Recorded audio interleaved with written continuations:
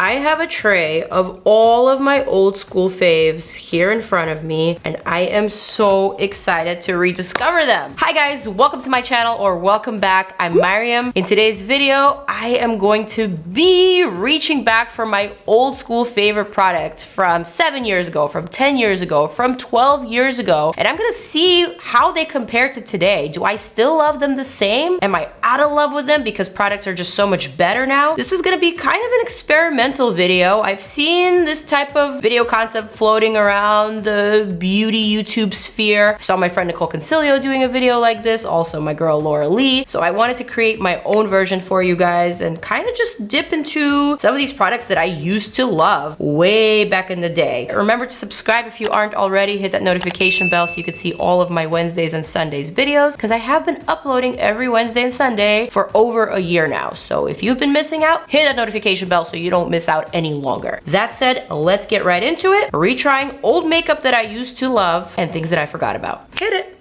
Starting with primer, I am going to reach for the very first facial primer that I have ever tried. DERMALOGICA Age Smart Skin Perfect Primer. Gotta do an old school hand trick behind the product so that it can actually focus. You notice even my backdrop is old school today. So this is a primer that I discovered at the makeup show at their bloggers preview about 7 to 8 years ago. This was before Instagram. This was before YouTube for me. I had a little tiny blog and I had a Facebook page, and I remember I got invited by the makeup show to attend their bloggers preview. So I thought to myself, holy crap, they actually consider me a legitimate blogger to actually invite me and give me this massive goodie bag to take home. I was so excited. This was one of the products that I discovered in the bag at the time. Oh, and by the way, everything that I'm using today isn't actually old product. This is not expired makeup. These are new products, but they are products that have existed for a long time. Let's just put it that way. And this DERMALOGICA primer is something that I still reach for. I loved it back then. I still love it. I think it's a great primer. It minimizes pores. It gives you an overall healthy glow because it has those light reflecting properties. So kind of distracts from your imperfections. I don't think it necessarily makes your foundation last any longer, but it definitely perfects the skin surface. Next up, foundation. You guys are going to be shocked at this one, but this particular foundation that I'm about to show you is actually the very first liquid foundation that I have ever worn and loved. I'm talking about Too Faced Born This Way. I know to some of you this is probably not the oldest foundation in the book, but up until discovering this foundation, I was always a mineral makeup type of girl. So I always reached for my Bare Minerals mineral makeup in golden medium. That was my thing. And even going back to some of my old blog posts before I started doing this professionally, I never even listed the products that I used on my face because I never thought to venture out. I always assumed that once you find something that works for you, you just stick to it. The Bare Minerals was something that I always used since high school, and it was something that I never thought I would change. That is until I discovered this Too Faced Born This Way foundation and fell immediately in love. The reason why I wasn't so much into liquid foundations back then is because there was honestly no undertones for people like me or for anyone who didn't have a cool or neutral or beige or pink undertone. All the foundations from before 8 years ago were on the cooler side, and they made me look like a corpse. And honestly, because I couldn't find a shade, I just couldn't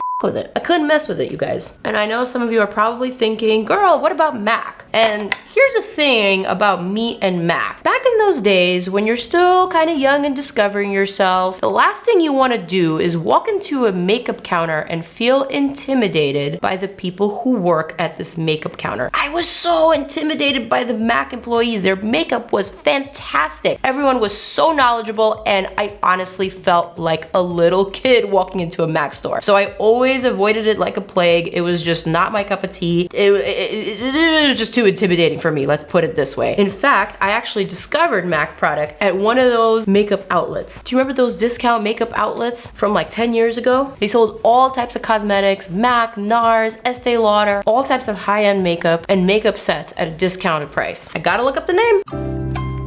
I think it was called the Cosmetics Company Outlet. Yes, that's it, the Cosmetics Company store. That is the logo, I remember it.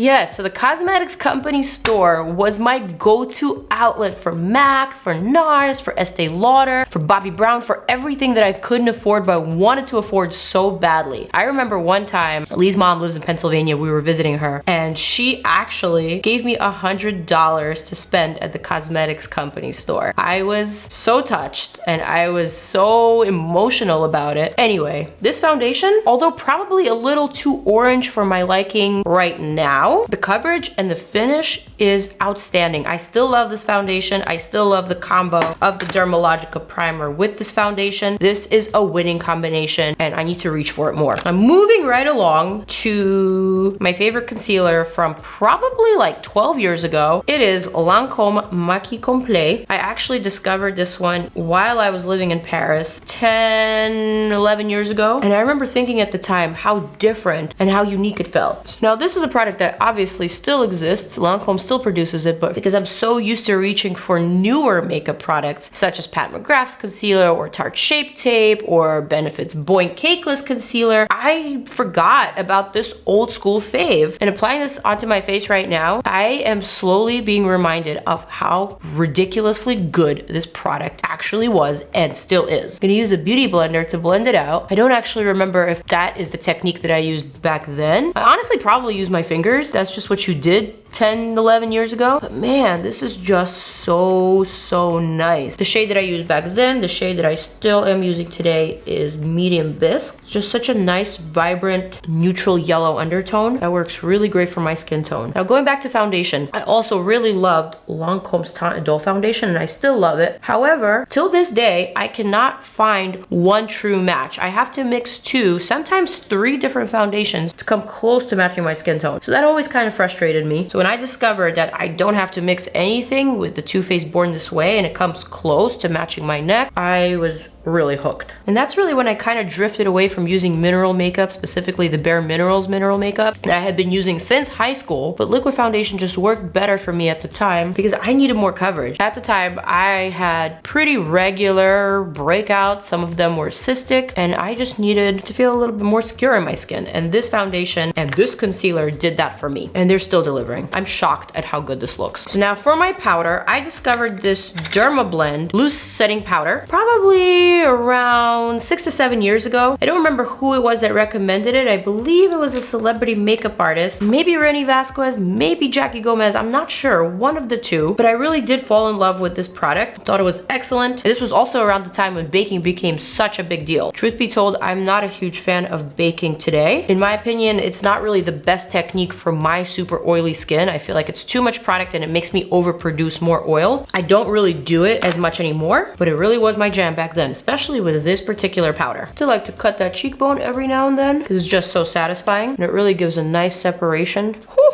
And while we're baking, I'm gonna move on to brows. Now you guys are probably gonna think I am really crazy, and it's true. I am just a little bit on the crazy side sometimes, but when it came to brows, I had a very specific technique that I would utilize time after time. So now this is a technique that I developed while I was in high school, and this is something that I was into all the way until the moment that I discovered Anastasia Beverly Hills brow products. So you guys ready? This is what I used to do. I would take a 2-ply sheet of toilet paper. That's right, toilet paper. I would separate it. This one's not really separating. I guess maybe this is a cheap roll that Lee bought. Never mind, this one's not separating. So I'm just gonna...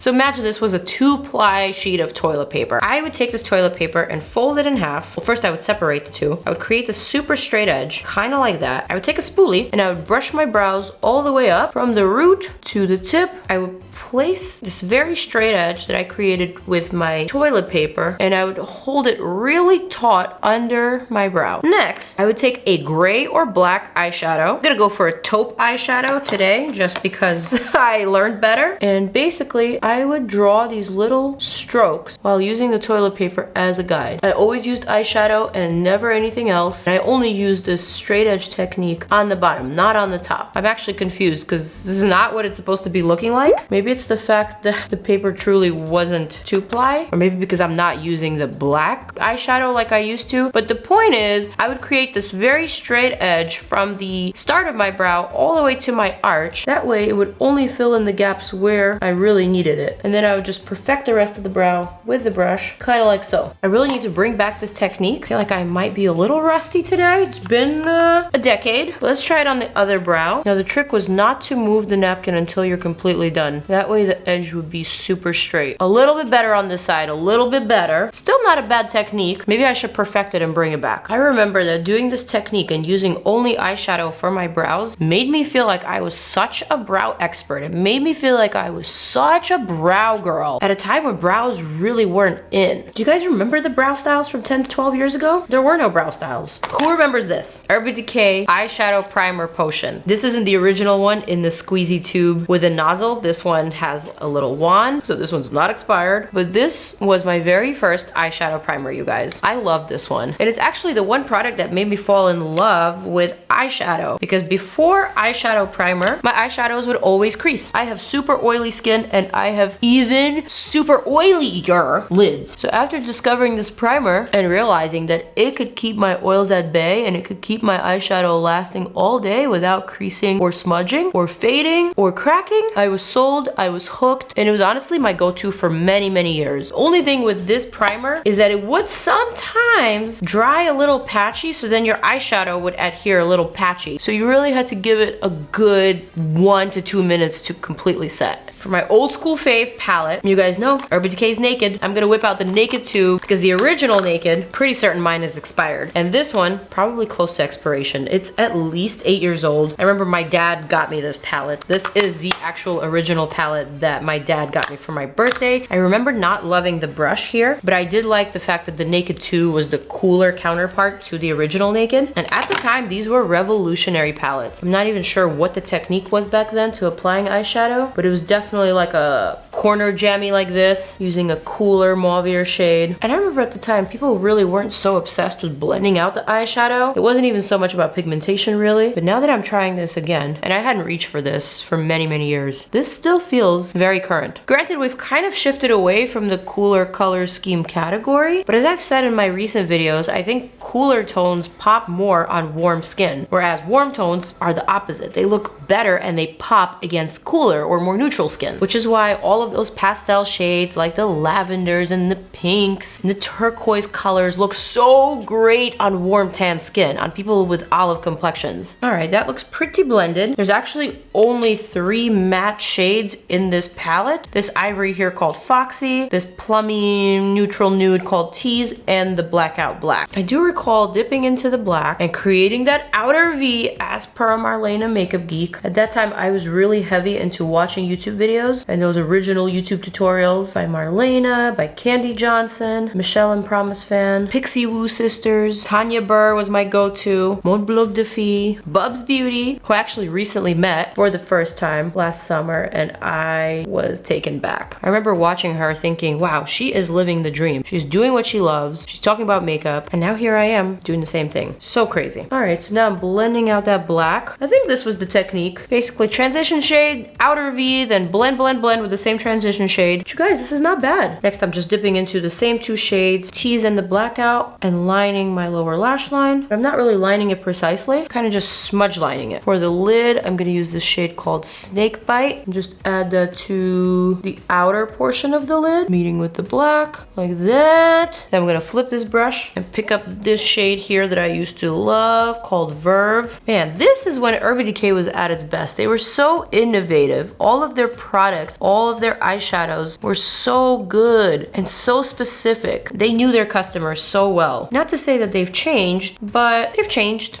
I'm not nearly as excited about their products today as I was back then. And this is a brand that I grew up with. This was the brand that I saved up for. All right, I think it's time for me to beat off some of this fallout from this eyeshadow palette and also beat off my baking. This actually does look very, very nice in the monitor and in my mirror, but on my skin, it's feeling like too much product. So it's not a feeling that I'm used to, and I can totally see why I decided to give up that technique. Moving right along to contour. My very first contouring and bronzing product was Hoola from Benefit. This one says Maryam's Hoola, so it's obviously not the original one that I used, but it's still such a great product. Basically, this was my go-to whenever I needed a pick-me-up, whenever I needed a boost. I would reach for the Hoola. The original Hoola color is still so flattering on my skin tone. It's not super duper pigmented, so it's really easy to apply, and it's really super easy to use and blend out. It's not gonna make you look dirty. It's not gonna make you look like you have something on your nose, which is so common with contouring. It's just gonna give you a much more sun-kissed version of your skin, and it's also going to contour at the same time. So this was the technique back then. You would apply the contour to the areas that you did not bake, essentially sealing everything with powder. And sometimes we would go a little overboard. Sometimes we would go back to that powder and we would reapply just a little bit of that chisel back underneath the cheekbone. I still kind of sometimes do that now. I'm gonna let that sit while I apply my blush. My go-to blush from, honestly, since probably high school was Benefit's Dandelion. This was the one that I would use all the time. I think they recently brought it back, which is why I have this brand new one. Again, this was a much cooler shade than what I wear now. It was so flattering on my warm undertone. It was just so dainty and so girly and would make me feel really fresh. Also had the super amazing fresh scent that it still does. And honestly, I don't know why I don't reach for it more. It's really, really flattering. Next up, you guys, the highlighter category. This is a category that I can probably talk a lot about because highlighters really became a thing around 6 to 7 years ago.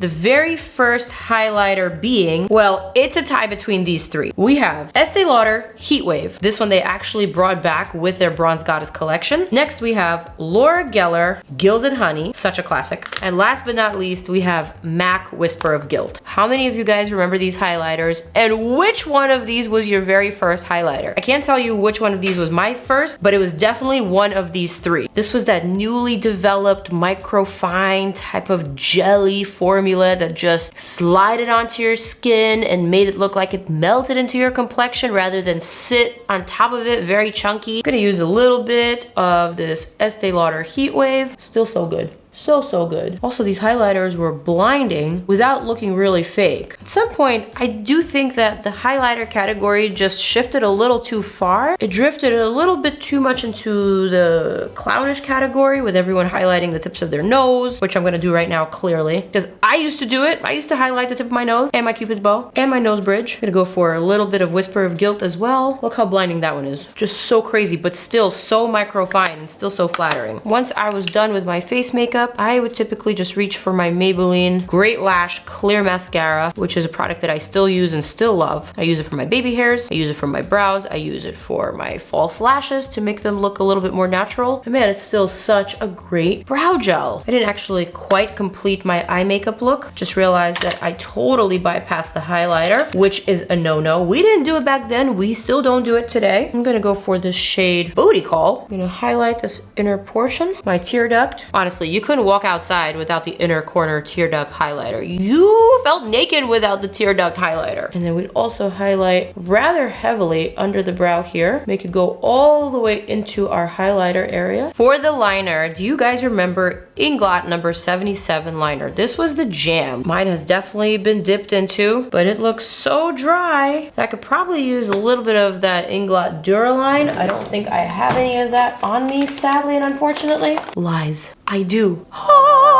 Basically 2 drops of this Duraline or Duraline liquid would transform any eyeshadow into a liquid liner or any dried up gel liner into a workable magical liner. Let's go for it. I don't even know how good I am at this technique at this point. I haven't done this in years. Not so bad. Also at that time, no one would really start their cat eye liner with the wing. We would just go straight across from the inner portion and then wing it out. And like that. And this is still a really decent product. And the technique I would say is not so difficult. And I would even say it's kind of easier with this technique to keep the 2 cat eye liners even. Easier to perfect, that's for sure. Look at that. Look at those wings. You can fly with those wings. I also kind of remember taking a additional liner and just pushing it along the line of your lashes right here on the bottom, just to seal everything in, like that, and then smudging it with a brush. Looks very familiar, yet very, very old school. For my lashes at the time, I really had no idea that I should only be using waterproof mascaras for my eye shape, so I always use the same L'Oreal Voluminous mascara for as long as I can remember. This was my go-to for many, many years, and this is a product that still exists, and I would say it's still very, very good. The color is super duper black. It's really easy to make your lashes look fuller, longer, darker, more voluminous. Definitely does what it says. Only problem with this mascara is that it would always smudge under my inner corner, and that's simply because it wasn't waterproof, and I had no idea at the time. Man, how good is this mascara? I can apply it coat after coat without it getting clumpy, and it just keeps on getting featherier and featherier, if that's even a word. Just look at how long it's making my lower lashes look. I didn't even curl them. Really, really, really impressive. For my lashes at the time, there was really only one lash that I would always reach for. It was my go-to, and it was the Ardell Wispies. Now, there are several Wispies in the Wispies category. There are several different styles, from baby Wispies to demi Wispies to double demi Wispies. I would just use the ones that I could get my hands on, which were probably just the original Wispies. So that's what I'm gonna do today. But the demis were always my favorite because they were a little bit more flared out at the ends. How good are these, you guys? How good are these? They are just so classic. I'm feeling this look, I'm feeling this makeup, but I'm feeling all of these products that I just piled on. I'm even feeling the techniques. One more thing I'm gonna do for the eyes, and you guys are probably gonna remember this. I'm gonna reach for this MAC Reflect Gold Microfine Glitter. There were several ways of using this. You either dipped a brush or you sprayed it with Fix Plus. Anyways, I always thought that the Fix Plus method was just a little too much, and I wanted this glitter to appear like stars on my lids. So I like to just dip a brush and then kind of like tap it off, lean back, all the way back, and then just place that glitter to the center of my lid, like that. And look at that difference. Stars, you guys. I'm telling you, stars. Do the same thing on the other eye, lean back, lean back. Boom, boom, boom, boom, boom, boom. For the lips, my absolute favorite lipstick from 10 years ago was NARS Ski App. Do you remember that super vibrant pink that the Kardashians used to wear all the time? That was my go-to jam. And I think for today's video, I'm gonna have to whip it out. So I have this massive lipstick tube from NARS, and this is a PR package that I love and cherish so much because it just reminds me of those times when I first started, or even before I started doing makeup, when I would save all of my pennies on just one NARS makeup. So this makes me feel just very grounded and very thankful for what I have now and for being able to do what I do today. Thank you, NARS, for this amazing gift. Ugh, let's try to open it. Here it comes. A whole carousel of NARS lipsticks. I could cry looking at this. This makes me so emotional. All right, Ski App, where you at? Pulling it out. Dun, dun, dun, dun. You guys don't know this, but my very first blog post was dedicated to this lipstick. So this is taking me way back. For my lip liner, I would always reach for my NYX lip liner pencils. They were so good. They're still so good. I think Pinky is the one that went really, really great with Ski App. Here we go. Well, these pencils are not as pigmented as I remember them being. Maybe it's because these are in fact old. But I will say, judging by this product right here, the lip liner category has definitely excelled in the last 10 years. I used to think these were the best. Now, not so much. All right, and for the moment of truth, NARS Ski App, here we come. Ah yes, that same great formula that I remember, that same fresh scent. It's amazing how many memories this is actually bringing up. My makeup is officially complete and I am definitely feeling very nostalgic. This video took me back down memory lane and it's brought up some feelings, some emotions that I've forgotten. It's incredible to me how much you associate with makeup, especially being someone who's into makeup. I actually started thinking about things that have nothing to do with makeup, but just have to do with the time period when I would use that particular product. So literally right now, I'm just a ball of emotions. I'm feeling all of these different memories and sensations all at the same time. Let me just wrap up this video with saying the following.